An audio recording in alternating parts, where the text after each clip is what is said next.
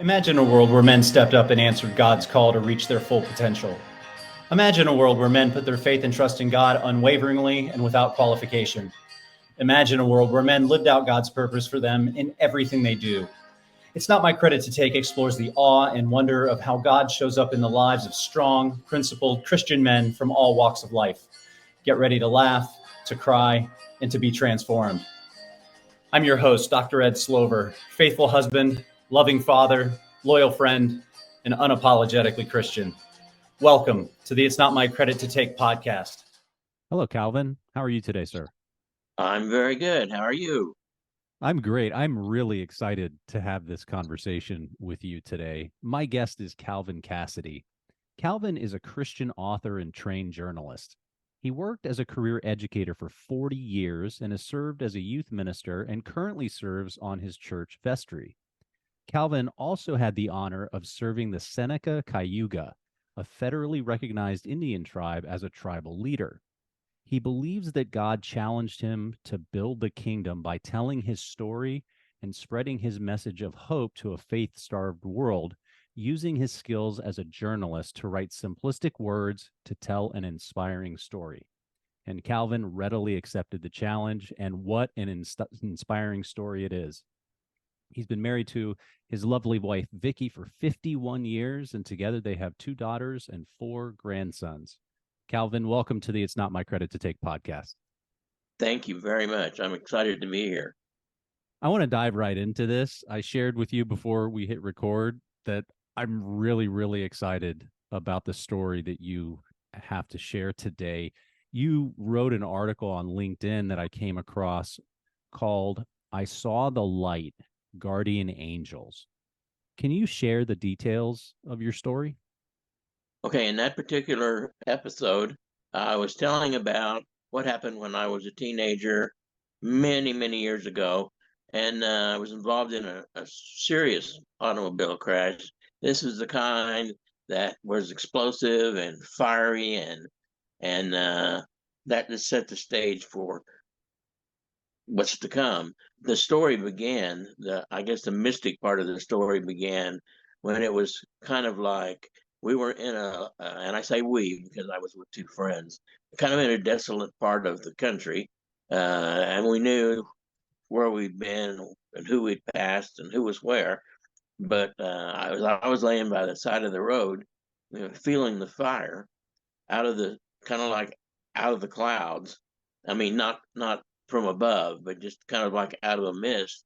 And these 2 guys hurrying along basically helped remove me from the debris site. And one of them happened to be a minister, a traveling minister that had been picked up by this utility worker, and that the utility worker was a certified EMT. And then so that's the guardian angel part. They treated. I remember one of the guys ripped his T-shirt off and wrapped it around my head to kind of stop the bleeding because my head had split like a watermelon. I mean, the whole top of my head was just laid back, gushing blood, like like was pretty much terminal. But they helped me get back to a safe place off the road, and then they were gone, just like that. When the ambulance arrived and the highway patrol, there were 3 guys sitting by the side of the road. The other 2 were injured, but not like I was injured. So they shoved me in the back of an ambulance. Off we went. This was in Southwest Missouri. Off we went to Springfield, Missouri, to what was in St. John's Hospital. Somewhere along the way, and this is the kicker right here. This is the drama of this whole story. Somewhere along the way, my soul was set free, and from that point on, it was an ascent to heaven. It was a started out in a kind of a dark, grungy place that was cold and not inviting.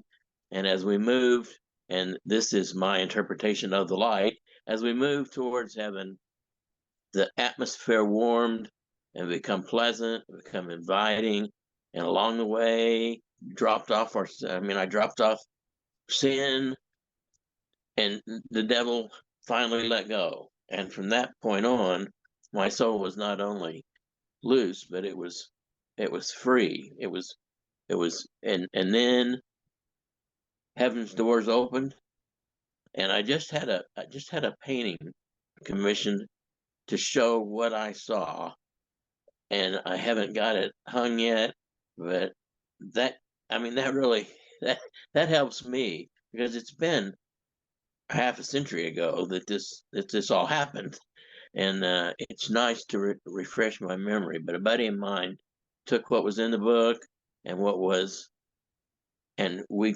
were worked together, and I think God was showing him the same thing that he showed me because it was exactly like I remembered it. But in heaven, God and I had words. I never saw God, but I did speak with him, speaking heart to heart. He had this mission for me, and this was again half a century ago. So there was still lots of things that needed to be fixed, but nothing like it is now. Nothing like it is now.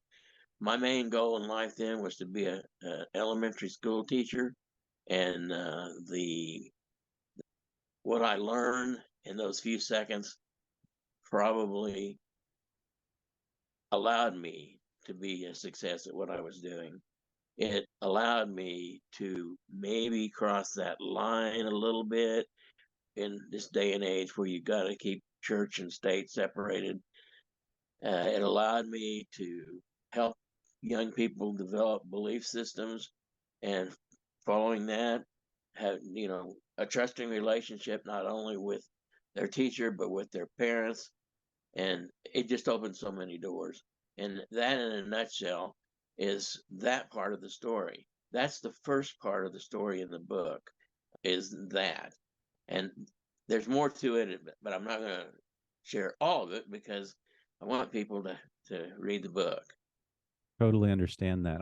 I want to back up just a little bit because you had said guides or guys. I thought I heard guides. And when at the scene of the accident, and then you said that they left. One was a traveling minister, one was a certified EMT utility worker. Did you Yes, see where they went? actually, in the state I was in, I couldn't.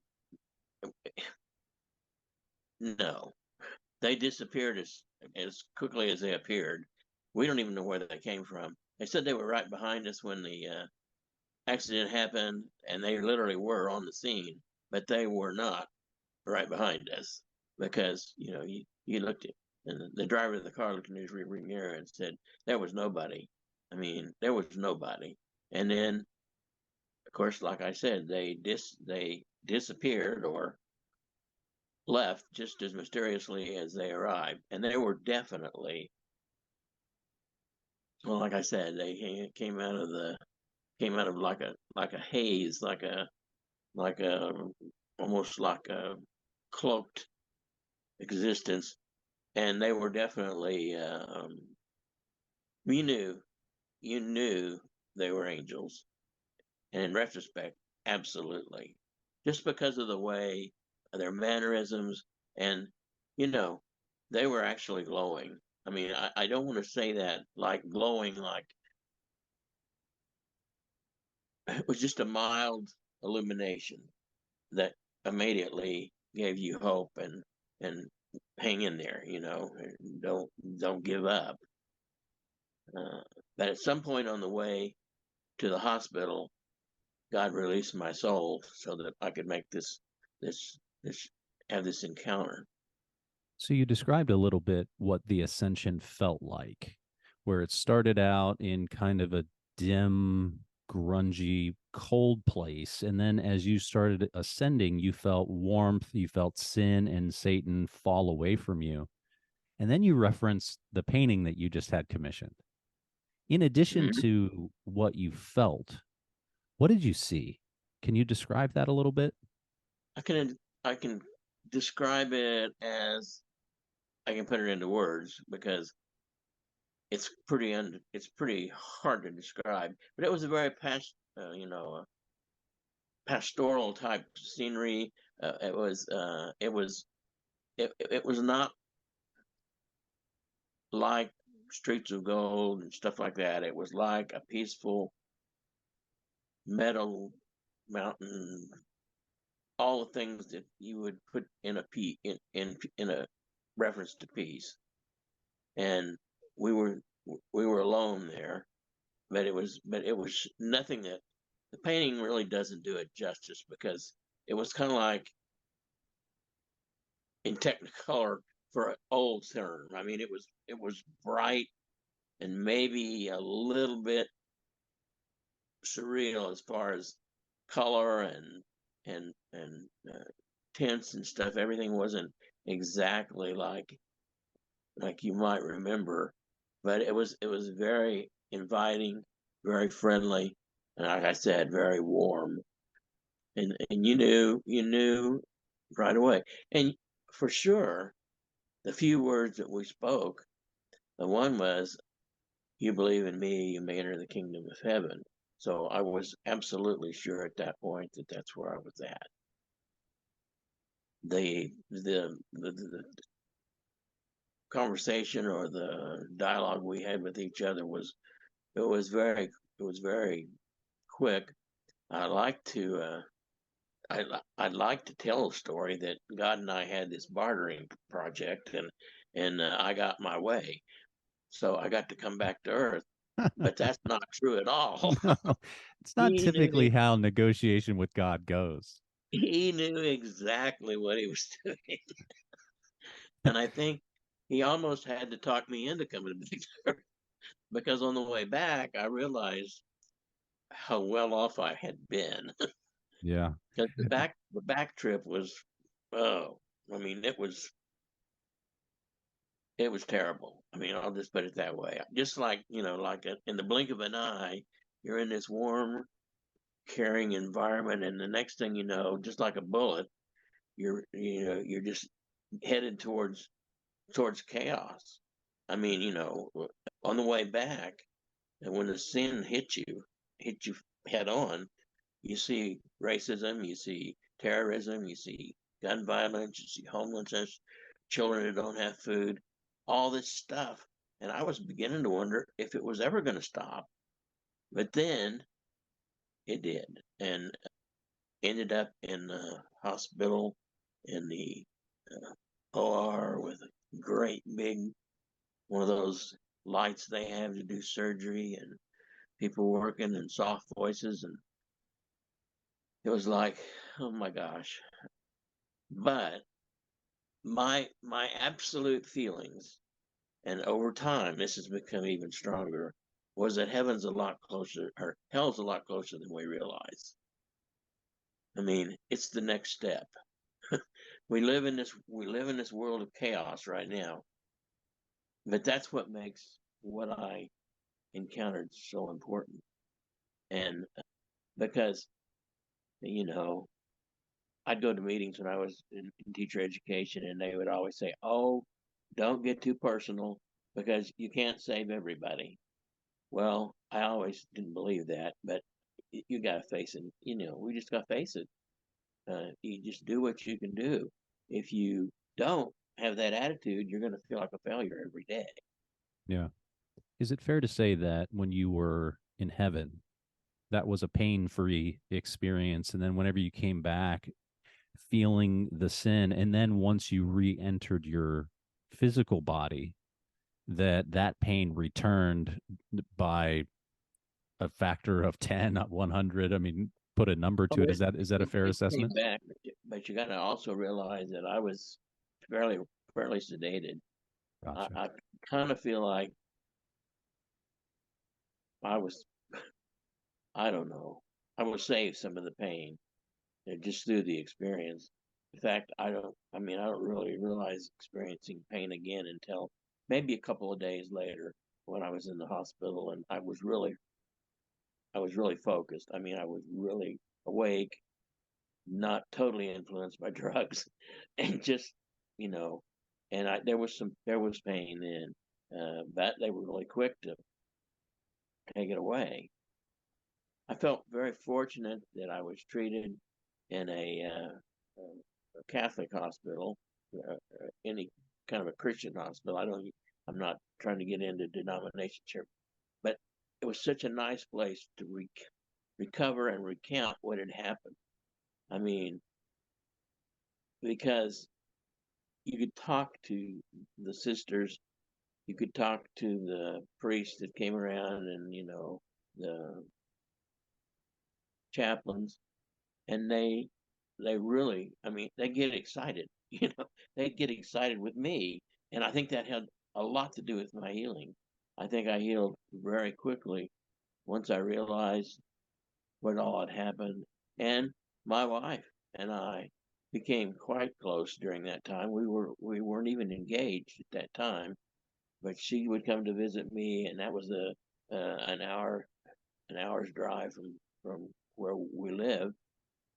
And I mean, I knew, I don't know if she knew, but I knew that we were going to be married before I left that hospital. And it was a year later that we became engaged.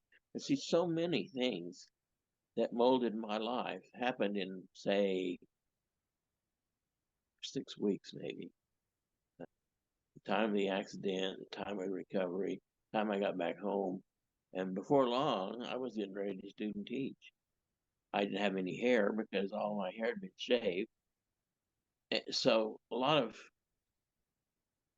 trauma, but when you look back, you see that when you're in God's hands, that trauma can be somewhat washed away. I had another episode just a few weeks ago where I slipped at church and busted my head open. Funny, we have a hallway in our church called the Hall of the Apostles, and we have these beautiful stained glass windows on the side of the hall, and I bit the dust at the Apostle John, and I mean, I was the blood; it was all coming back to me. But once again, my wife said, "I watched you when they had you in the emergency room, and I watched you when they were stitching you, and I watched you when they wheeled you out to get a CAT scan." And she said, "You barely moved a muscle." He says, "What? I don't get it. I mean," and I said, "Because, I mean, I knew when I hit that wall at the church that God was going to take me and carry me through this, and it also illustrated to the folks at church that God is with all of us. I mean, it wasn't God alone that pulled me off the floor and tried to stop the bleeding and cut the wheelchair and carted me to my car.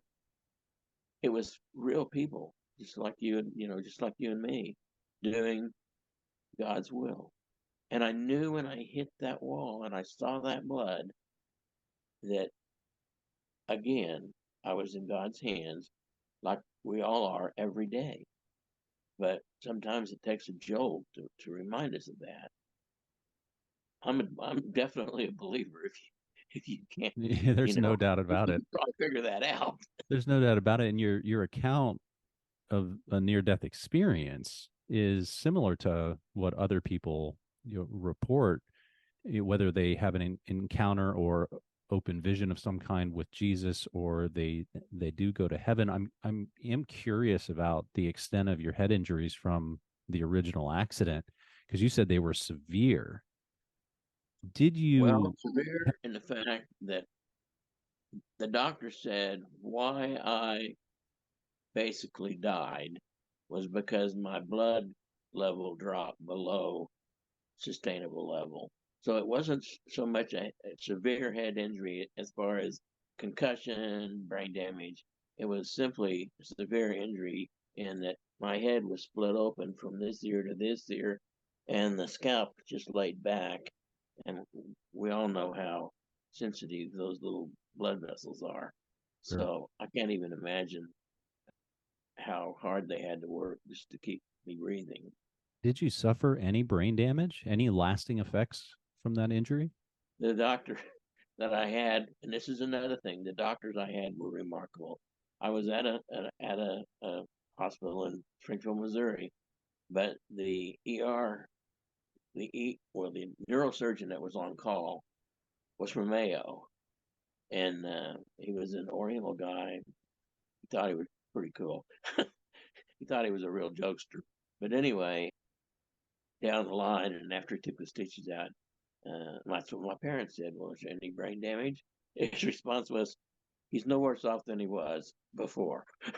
So I don't know what that meant, but Yeah, what we does that all went. even mean, Calvin? That's a. Well, the answer to I that think is that would be no. the definition of a backhanded compliment. Well, the interesting thing was that's exactly what the. Oh, that's not exactly what the guy said, but you know, when we had this last experience, they immediately. I mean, we went right into before they even. They just packed the blood and sent me off to get a CAT scan to see if there was any brain damage. And we came back and he said, you're really, really lucky. He goes, I don't know how. He said, as hard as you hit that wall, I don't know how you managed to not at least have a mild concussion. I've talked to a lot of doctors because I have a lot of friends that are doctors, and they said the same thing. You had to experience at least a mild concussion. So take it easy for the next few days, even if they told you, that everything was okay. Haven't noticed anything except a scar that I'm the only one that knows where it's at. So my wife says, "Stop!" She goes, "Stop showing people where your scar's at. If you don't show them, they'll never see it." That's But right. this one here is very visible. I don't know if you can see it on your monitor, but yeah, it's and even after hours of surgery, plastic surgery, it's as good. And that's as good as they can get it. Of course, this was 50 years ago. So How do you explain to Orthodox Christians the idea of guardian angels? Because growing up in the churches that I grew up in, the idea of there being guardian angels wasn't something that was ever talked about. How do you explain to someone who might hold that belief the reality that guardian angels are a thing? you said not talked about, and I think that's I think maybe they have experienced guardian angels. Guardian angels are, uh, they appear whenever when you really need help. But a lot of times, Christ, Christians, human beings, being as vain as we are, sometimes don't want to admit that we couldn't do it ourselves because I don't do a lot of book talks and stuff like that. But every time I do, people come up and say, that happened to me. And I just thought, nobody'd be interested. Or basically, I just thought people would laugh at me. I mean, that was the very first thing. It was a long time before I could talk about this. The only person, well, yeah, it was a long time. My mom, and here we go again. She saw angels also. At the moment of my death, or however you want to put it, she was teaching school, and she said two veiled images approached me and said, "You need to go. That your son needs your help." And she told me that after, well, we were sharing sharing stories about angels, and so this whole thing had to have been a heavenly a God, what they say on the Hallmark Channel, a God wink from the beginning. I mean, it was like we were both relieved that and understood that, we had been chosen, I guess you might say. But people, you talk about things like that, you got to be very, very careful because this is a God thing. This isn't a Calvin thing. And this wasn't any, and so it's hard to relate these stories without making it about you when I don't want it to be about me. I want it to be an illustration of how, how God is there to help you, even in the most dire straits. I mean, if He can do that when you're dying, what could he do for you if you were just, you know, made some bad decisions? And but human pride gets us in a lot of trouble. Yeah, there's no doubt that our ego does a really good job of getting in the way. And when we try to dial it down in favor of connecting to the part of us that which is God, our ego goes into full on self preservation mode because Yep. it doesn't like that.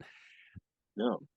I'm interested in how this near death experience transformed your worldview. So, for example, you referenced that you were dating your wife at the time and you became much closer in the year leading up to your engagement, and now you've been married 51 years.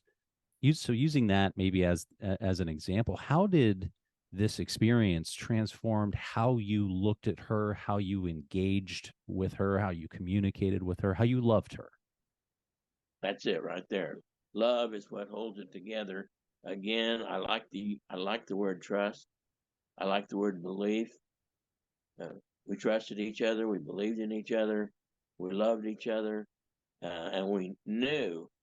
I mean, I knew the way she talked to me when she came to the hospital, and I know today that she's got to be part angel, because not only does she treat me and I treat her, but everybody around her.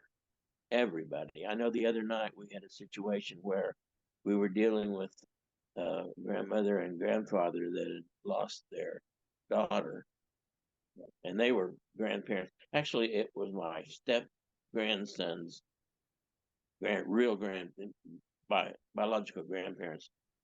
And I told my daughter, who is these boys' stepmom, I said, you know, your mother is just an absolute angel. I said she handled that situation remarkably.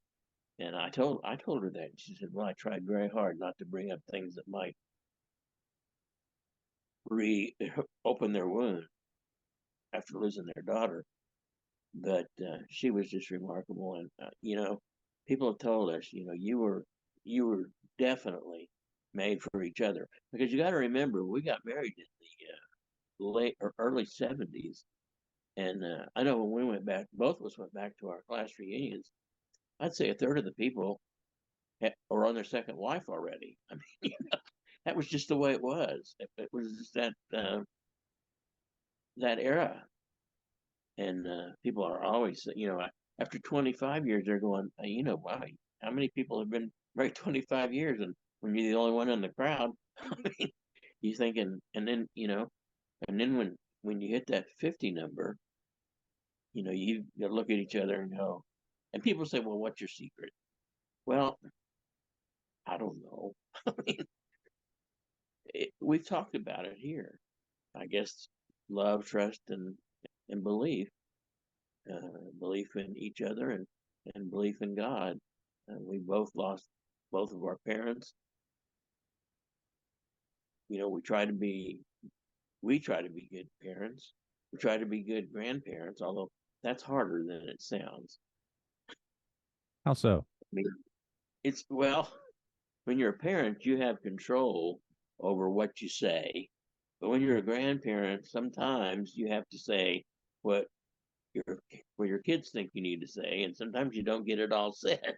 And then you think, gosh, why are these kids acting like this? Don't they know better? But then you kind of work your way into it. But I love grandkids, don't get me wrong. But sometimes you can't influence them as much as you'd like to, because there's situations. I mean, in my daughter's case, there's divorce. And so these kids are hurting.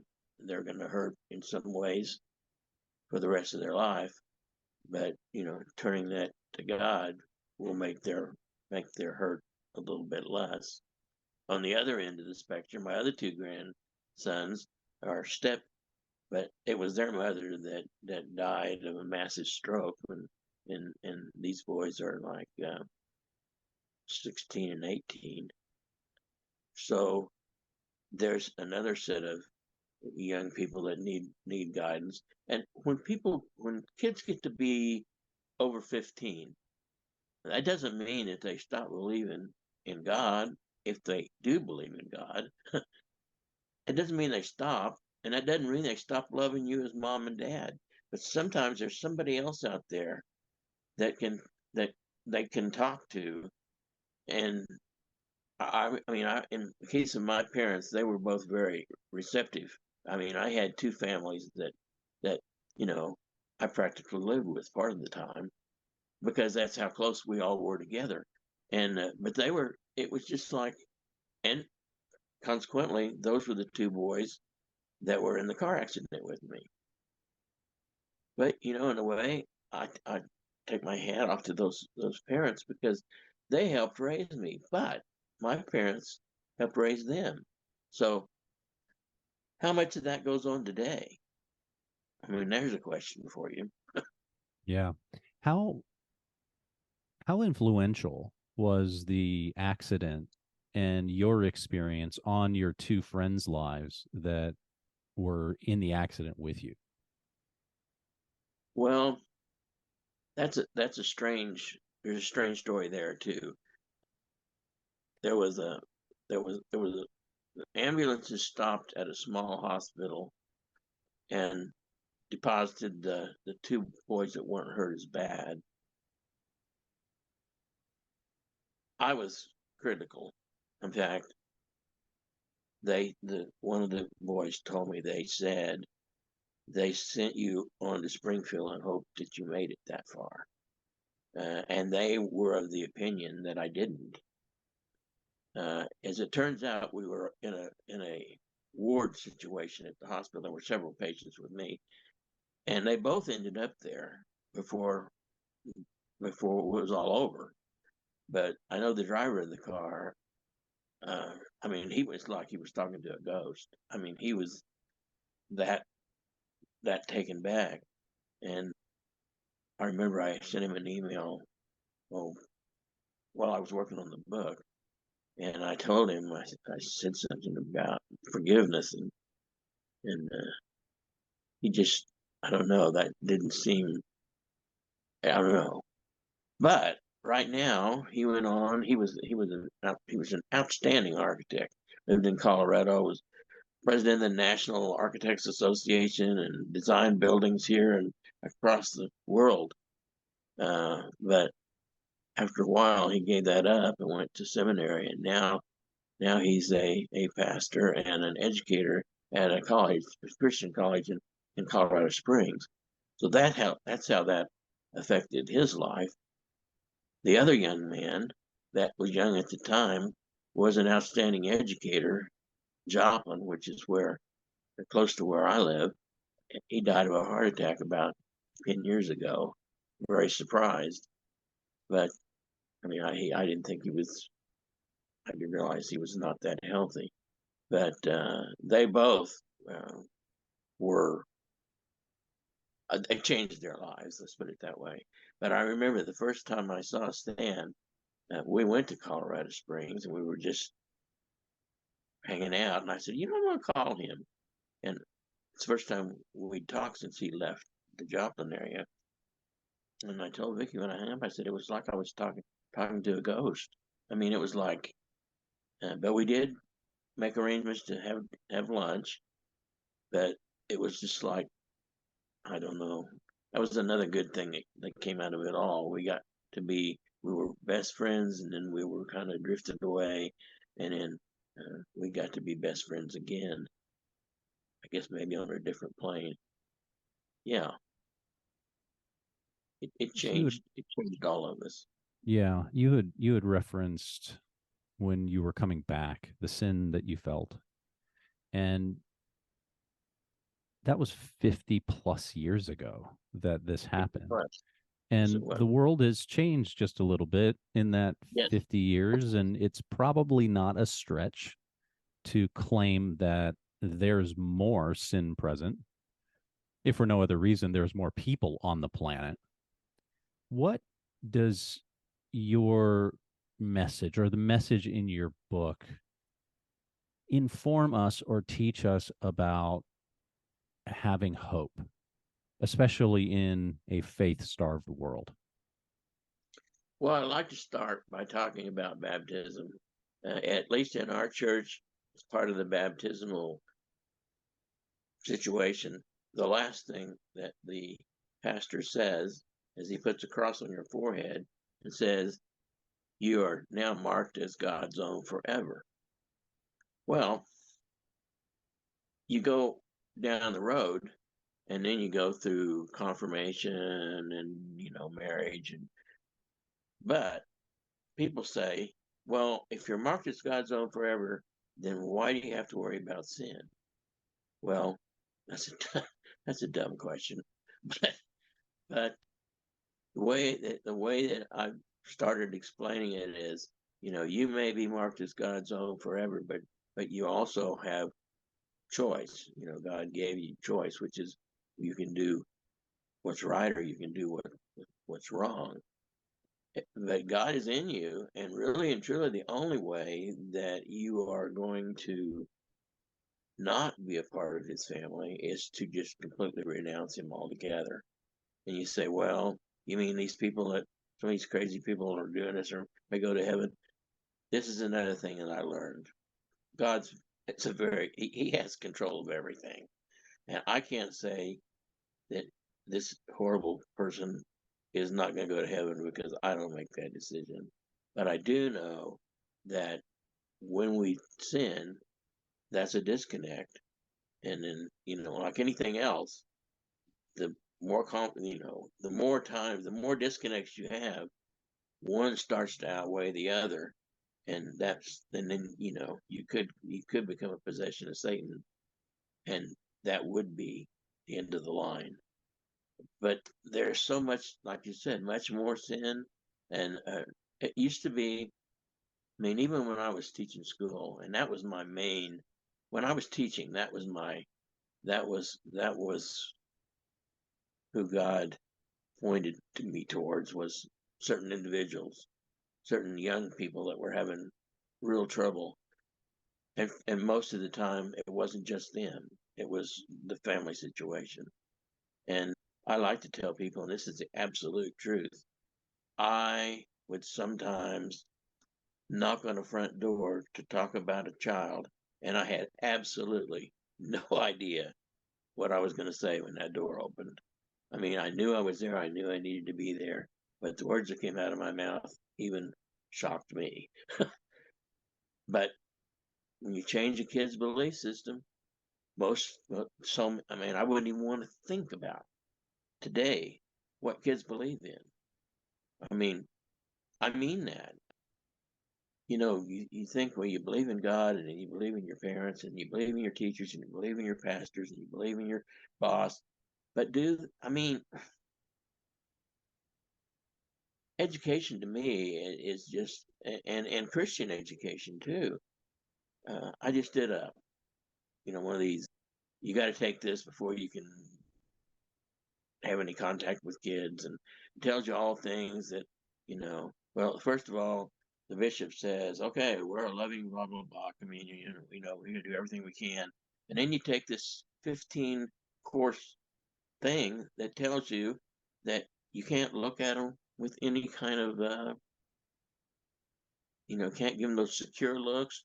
Whatever you do, don't touch them, and choose your words very carefully. And I just don't know how, you got to, if you're going to go out and help people, you got to do it on God's words, and and just take a chance. Because I look back, and with all the and in the book I think there were 15 different scenarios that I reported, but there was hundreds. I mean, lots of, and sometimes it wasn't life shattering, but it might have just been, why am I not making good grades, or why am I not get along with my parents, but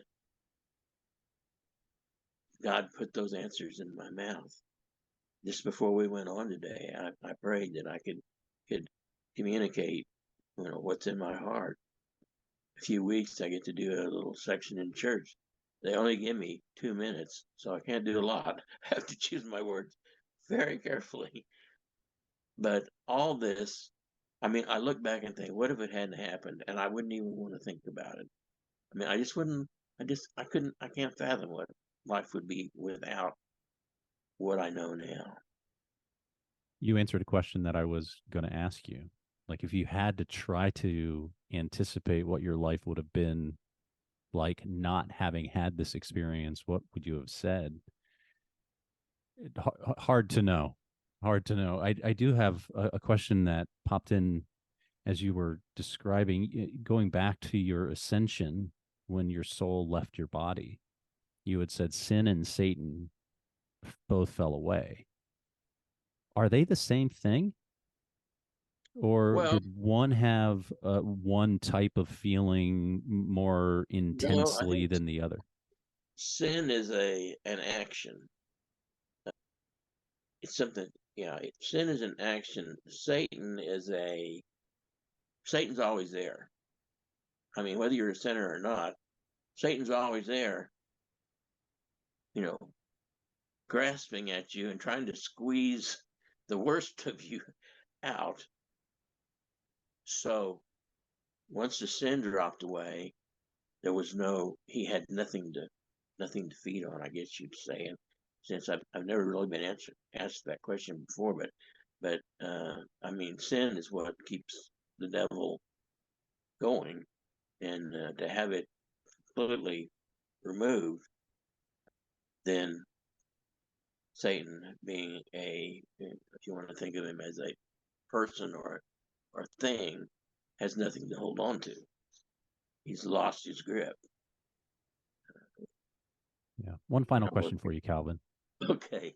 You've had an extraordinary life. 50 plus years ago, you had a near-death experience that fundamentally transformed the way in which you saw the world. You were an educator for 40 years. You've been involved in church ministry. You've been a tribal leader. You're a published author. It's like, man, what haven't you done? I mean, this is incredible. And I'm curious if you could leave the audience with one message, one thing to hold on to, what would that thing be? Okay, I think that there's this, you got to believe in God, and you've got to teach through that belief. You got to build people's belief system in themselves, in each other, and with God. You got to build a sense of trust, and love is the key element to tie it all together. That's the message that I want to leave. I love that. This has been great. I was excited to have this conversation before we started. I was even more interested as you were recounting your story. So thank you so much for taking time to do this. Before we wrap up, would you mind closing us out in prayer? I certainly would not. Most Heavenly Father, thank you for this time that we've been able to share with each other and with your listeners.